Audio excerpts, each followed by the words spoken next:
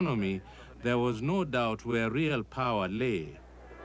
His Excellency then spoke, telling the Emir that with the coming of independence, the people of the region were demanding the highest standards of service, honesty, and efficiency in all spheres of government. It would be his duty as Emir, said Sir Gawain, to see that the native authority staff gave the best service possible. His words were later translated into Hausa.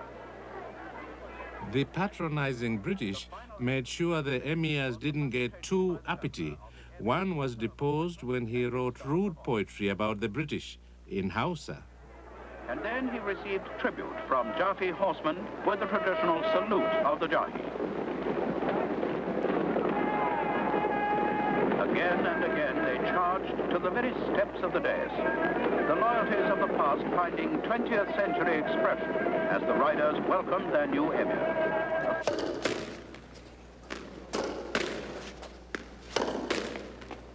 The present emir is very much a triple heritage figure. A westernized African Muslim, he studied administration in Australia. More recently, he has combined duties as Chancellor of a Nigerian university with the ancient obligations of a ruling prince.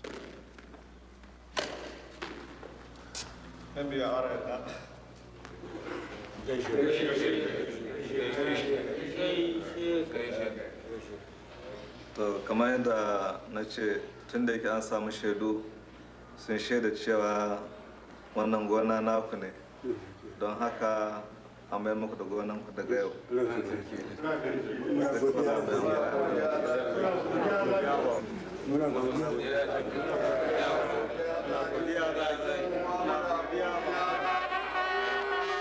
The emir administers both Islamic and African law, but the wider context is the old British colonial legislation which independent Nigeria has now inherited. A triple heritage of law, British, Islamic, and African.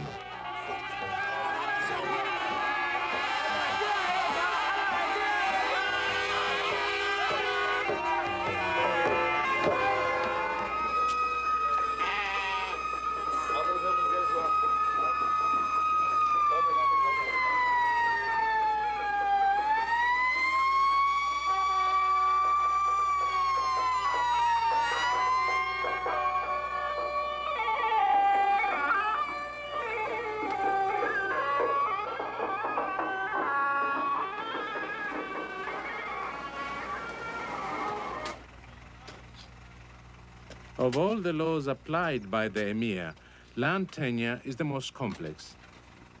Under orthodox Islamic law of inheritance, the land is divided up among the heirs, albeit rather imprecisely. This fragmentation means smaller and smaller farms. Western law has added a new dimension with more precise measurements in land disputes. At first, measurement didn't seem to matter. There was land in abundance, what the English philosopher John Locke would have called a state of nature.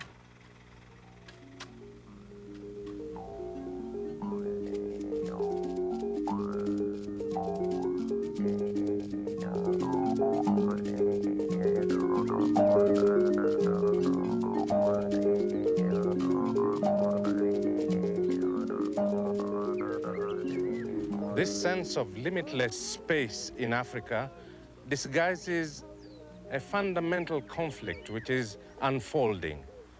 A conflict between the new culture of deeds and titles for land on one side and the old culture of having many children on the other. You see, the white man entered Africa with one ideology and left behind another.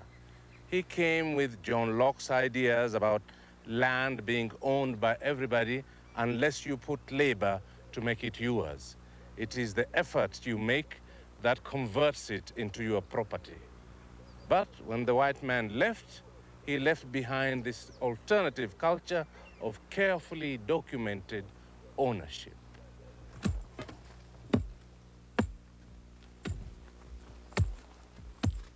The European legacy which endured was the new consciousness of precise borders and the deeds of private ownership.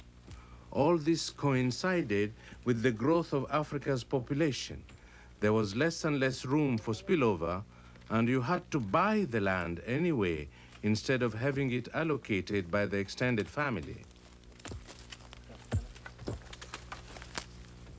The battle was joined, expanding population against diminishing space.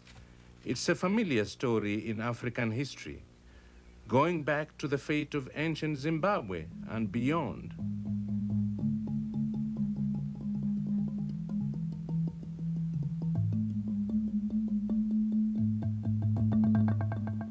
Man and the environment are part of the secret saga behind these walls.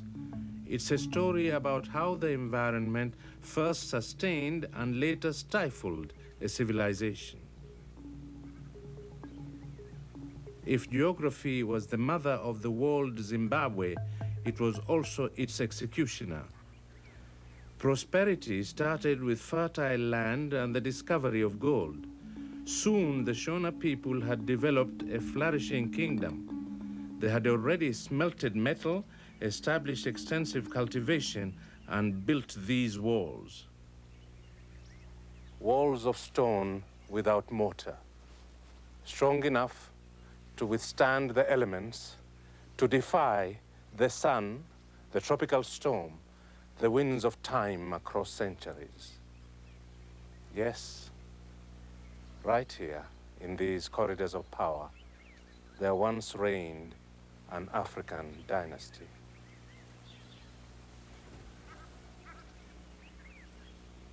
The ancient kingdom of Great Zimbabwe reached its peak some 500 years ago. It had become a marketplace of international trade, the center of gold production, a magnet for more and more people. The evolution of a cattle-owning class among the ancient Shona had given rise to royal and aristocratic institutions. Cattle ownership had created rank and privilege. The combination of crop cultivation and animal husbandry made increasing demands on the environment.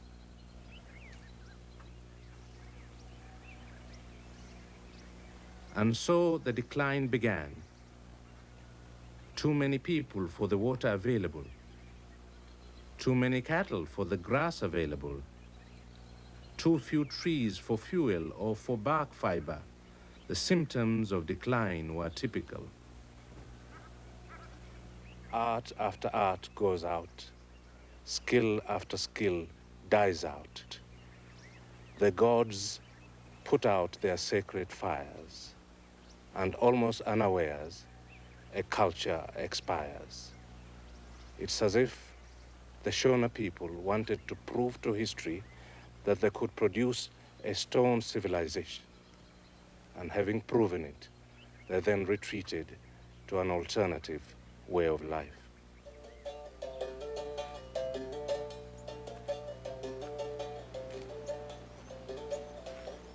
Civilizations come and go in Africa, but the family endures.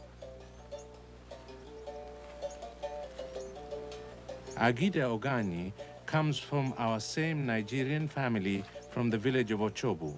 Ada is one of his 2 wives. She's borne him 2 children.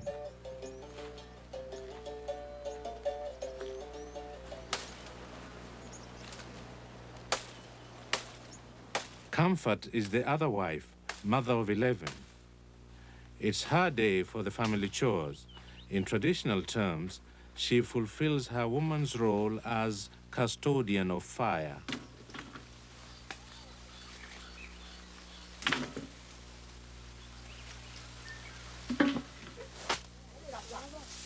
This African family has a great sense of order and division of labor. The children learn their future roles working in the fields.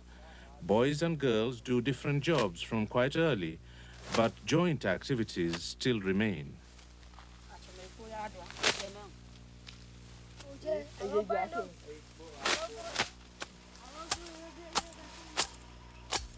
Each wife has her own plot. The fertility of the land is protected by woman, custodian of earth.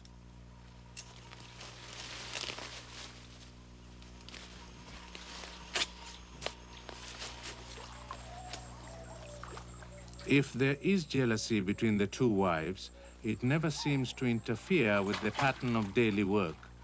My father's two wives lived together with him towards the end of his life. I witnessed a similar partnership between my two mothers.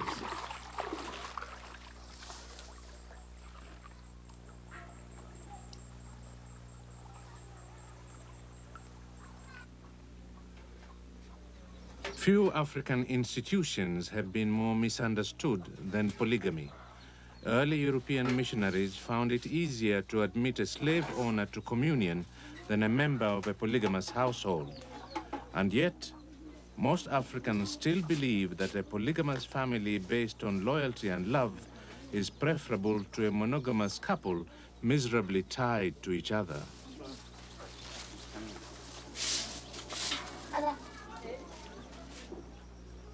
Islam takes no issue with polygamy, but limits the wives to 4 and insists they be treated equally. But the Western trumpet call still sounds across the continent. 1 man, 1 wife.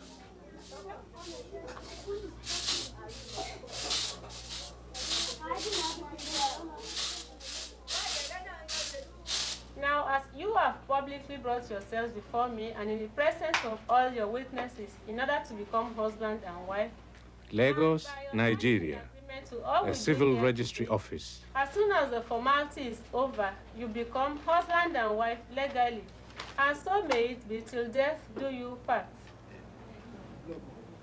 Now, if during the lifetime of either of you, one of you should contract any other marriage, while this one you are contracting today is in existence, the party has committed bigamy, which is punishable by 5 years imprisonment. A legal penalty now reinforces the old missionary disapproval of taking more than 1 wife. But with African and Islamic options still available, the threat's not taken too seriously. Shall we stand, please? Adegoiga, with your left hand, you hold Maureen's right hand. Yes, I want you both to feel relaxed, just as you would while strolling on the streets. Yes, you are now set for the exercise. So I start with you, Adegoiga. Adegoiga, you please say after me as follows. I call upon my witnesses this morning. I call upon my witnesses this morning. To testify. To testify. That I, Adegoiga. That I, Adegoiga. Do take thee, Maureen. Do take thee, Maureen. To be my lawful wife. To be my lawful wife. In sickness and in health. In sickness and in health. To love and to cherish. To love and to cherish. Forsaking all other women. Forsaking all other women. Could you repeat that, please? Forsaking all other women. Forsaking all other women. Yes, I always like to lay emphasis on that particular aspect of the pledge. Okay, master, look here. Oh, yes, look. Okay, look. Oh, yes. Okay, have this. Look now.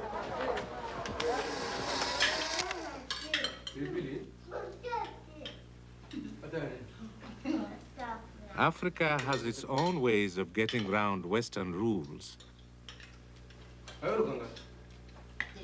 Bosongo Boyeme is a journalist in Zaire. He lives with his wife, Marie-José, and 6 children in Kinshasa. They are all Catholics. He's a middle-class and serious-minded man.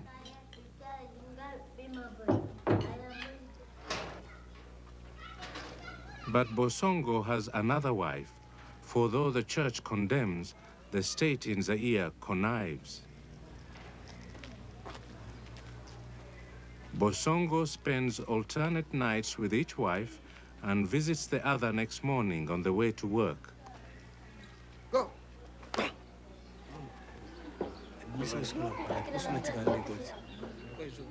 Bosongo's second woman, Catherine, looks on proudly at their son training for karate.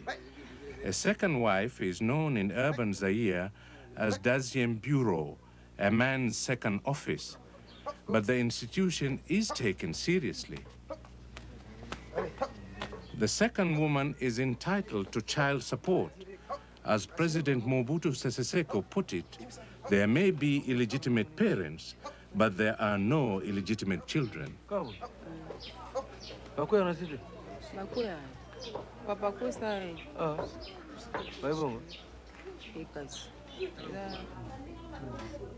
When Bosongo told his first wife about Catherine, she threw his clothes out of the house. And Catherine is jealous too. She's also afraid that her failure to bear more children may be due to sorcery. Even so, it's surprising to find in this Roman Catholic home Islamic texts framed on the wall, Islam being used to ward off witchcraft.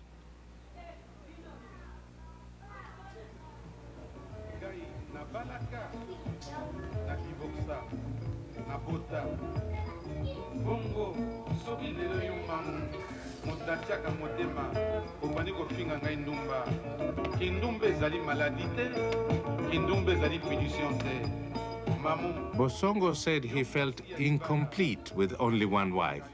Part of his personality, he said, was starved.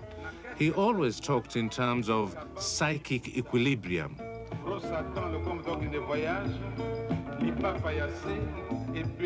Bosongo has found his sense of balance, his inner rhythm of life. But what about the psychic balance of women? How do they find their own inner rhythm? The contradictions for the modern African woman in the city are particularly complex.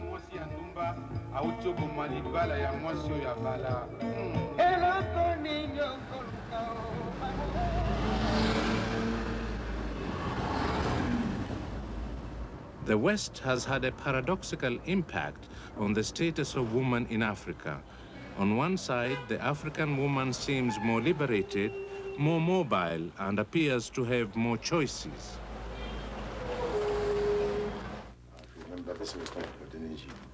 On the other hand, the African woman under Western influence has been relegated to less fundamental roles in society. The cosmetics of women's liberation in Africa are profoundly misleading about real progress. But we'll work something out. Secretarial work is less basic for human survival than cultivation. Typing is less fundamental than drawing water. Office work less central to the human condition than firewood and energy. The typewriter now threatens the dual fertility of African woman.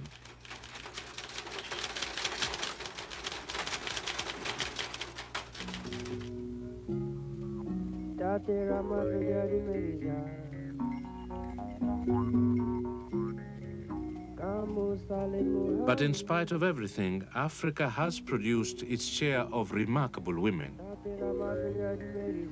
Among them is the indomitable Hatshepsut, who attained unprecedented power as a woman pharaoh in Egypt 1,500 years before the Christian era. But her path to glory was by no means smooth. She was struggling against the usual difficulties of women. She couldn't bear a son, so her future was in doubt. She had to have a beard on her representation in public, on statues, to represent masculine strength. But nevertheless, she managed to do a lot of things for Egypt, one of the great monarchs of all time. And she embarked on that remarkable expedition to the mysterious land of Punt, seeking, as it were, new universes to conquer. Hatshepsut was not only a wonderful example of Africa's daughter, she was, in many ways, a supreme illustration of the feminine factor in human history.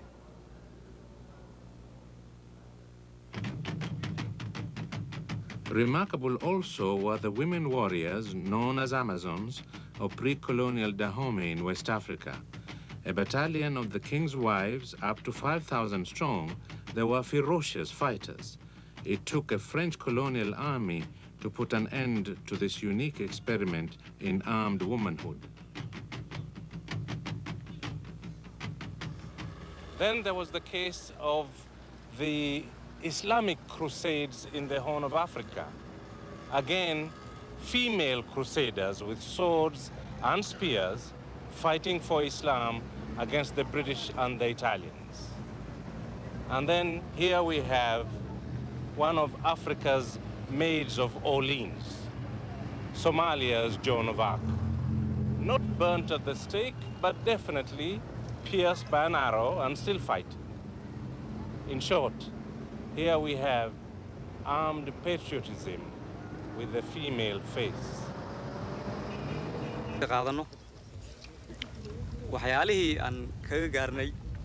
In Somalia, armed patriotism still has a female face. Women have joined men in guarding the borders.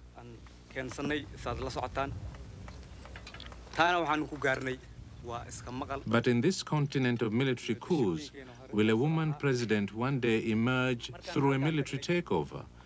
It depends upon how many women join the army and how powerful they become.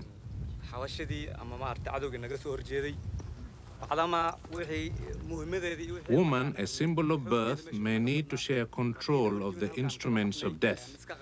The typewriter has demoted African woman to the fringe of society. Perhaps the gun could promote her to the front.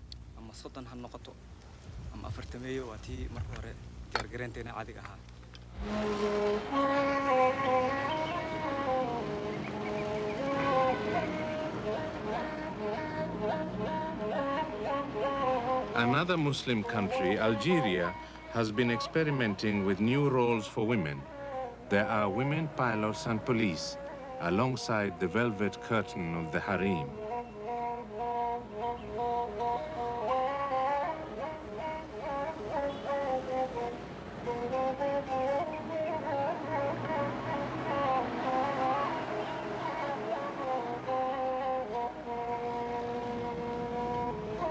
Women played a major role in the Algerian War of Independence against the French, sometimes hiding behind the veil.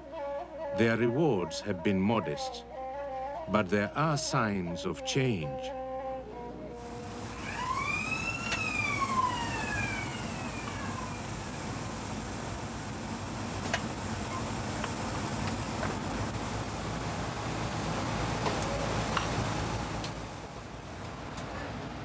Every 24 hours, some Algerian women traverse 14 centuries of history.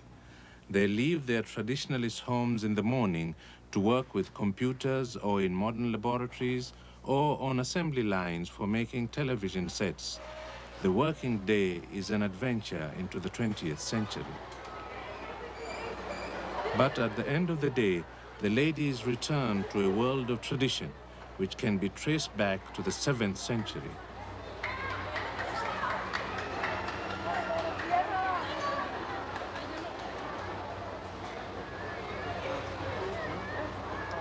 Post-colonial Algeria has been constructing bridges across time between the old and the new, bridges across cultures, African, Islamic, and Western.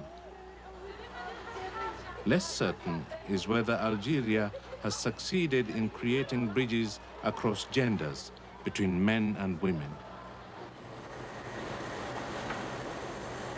One impediment to sexual equality is religion.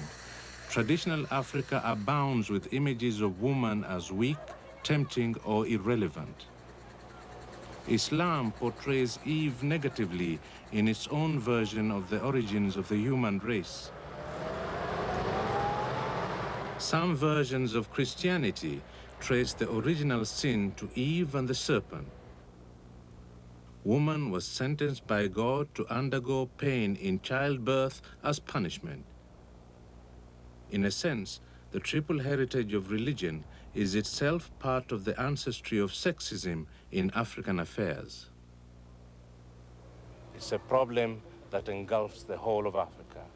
We have learned to revere woman as mother, hold her as wife, value her as sister, love her as daughter, it is not clear that we have learned to respect her as a human being. Bearing children is still the supreme demand we make on African woman, her ultimate job in society. She carries it out with staggering success. Our race multiplies year by year, million by million.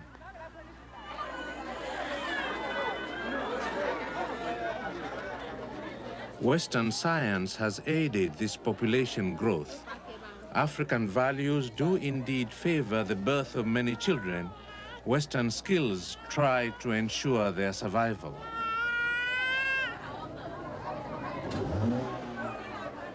African traditions promote a high birth rate. Western medicine controls the death rate.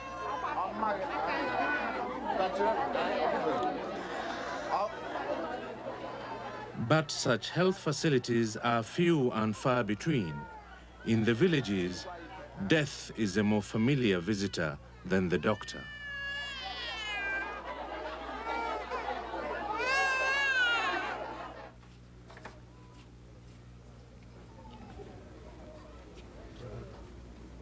Donald Alvin was little more than 3 years old when he died in Mombasa. His sister Naomi was just over 2. Both had measles, an illness that is rarely fatal in the West. Between 2 and 3 million African children